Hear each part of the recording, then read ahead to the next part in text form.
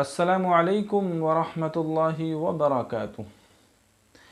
ईद उल अज़हा का महीना करीब ही है।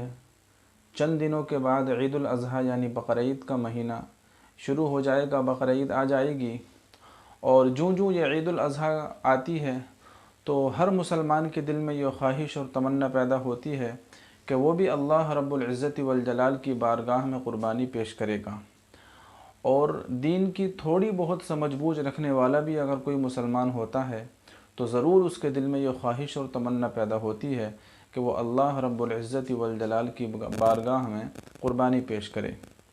लेकिन इसके बावजूद हमारे बहुत सारे मुसलमान भाई बहन ऐसे होते हैं कि बावजूद इसके कि उन पर क़ुरबानी वाजिब होती है, उनके ज़िम्मे क़ुरबानी अदा करना ज़रूरी होता है, लेकिन चूँकि उनको मालूम नहीं होता कि उन पर क़ुरबानी वाजिब है या नहीं, और वो यही समझते हैं कि शायद हमारे ऊपर क़ुरबानी वाजिब नहीं है और वो क़ुरबानी नहीं करते, तो जिसकी वजह से वो गुनाह के मुर्तकिब हो जाते हैं। तो आज मैं आप हज़रात को इस वीडियो के ज़रिए यही बताने जा रहा हूँ कि वो कौन कौन हज़रात हैं और वो क्या क्या असबाब और वजूहात और रीज़न हैं कि जिसकी वजह से क़ुरबानी वाजिब होती है। तो देखिए, इस सिलसिले में याद रखिए कि क़ुरबानी जो वाजिब होती है वो हर उस शख्स पर वाजिब होती है जो आक़िल हो, मुसलमान हो, बालिग़ हो और निसाब का मालिक हो। अब ये निसाब क्या चीज़ है? तो निसाब शरीयत में कहा जाता है कि 52.5 तोला चांदी या 7.5 तोला सोना का अगर कोई शख्स मालिक है तो उस शख्स पर क़ुरबानी वाजिब होगी। अब आप इसको यूँ समझें कि 5 चीज़ें हैं कि जिन पर क़ुरबानी वाजिब होती है। 2 चीज़ें तो यही हो गई, सोना और चांदी, यानी 52.5 तोला चांदी या 7.5 तोला सोना अगर किसी के पास है तो उस पर क़ुरबानी वाजिब है। दो चीज़ें हो गई। तीसरी चीज़ ये है कि आपके पास मौजूद कैश हो, रुपया पैसा हो।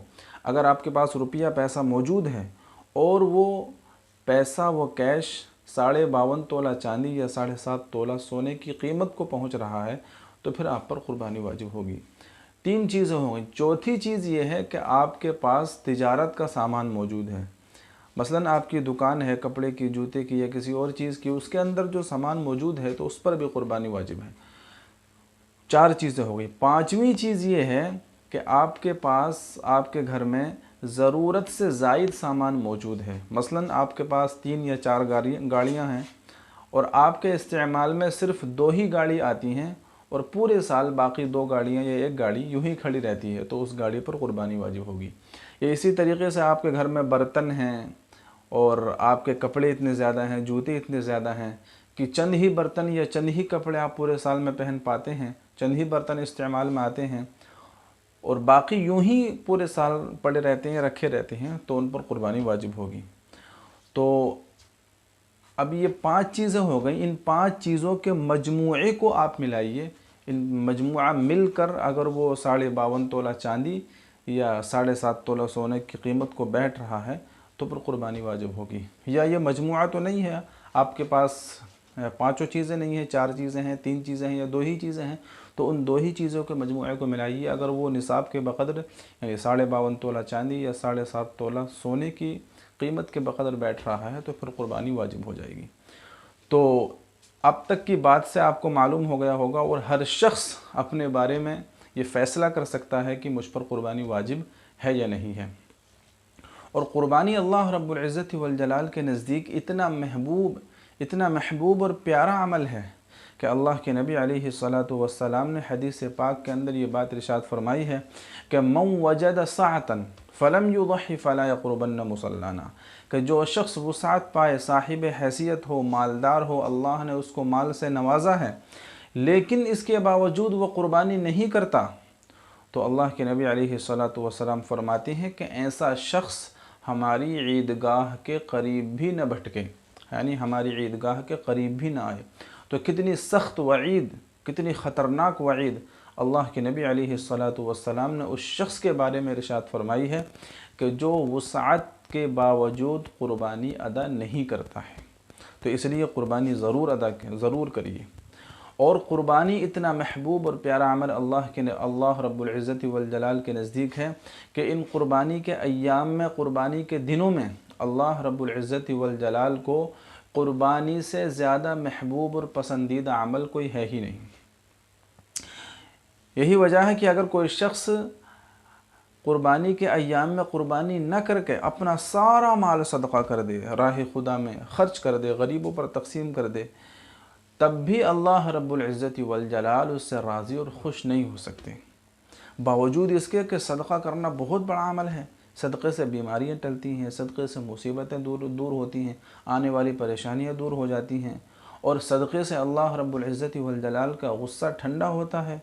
और हदीस पाक के अंदर है कि अपने बीमारों का इलाज सदक़े के ज़रिए करो, तो बीमारियाँ सदक़े से दूर होती हैं।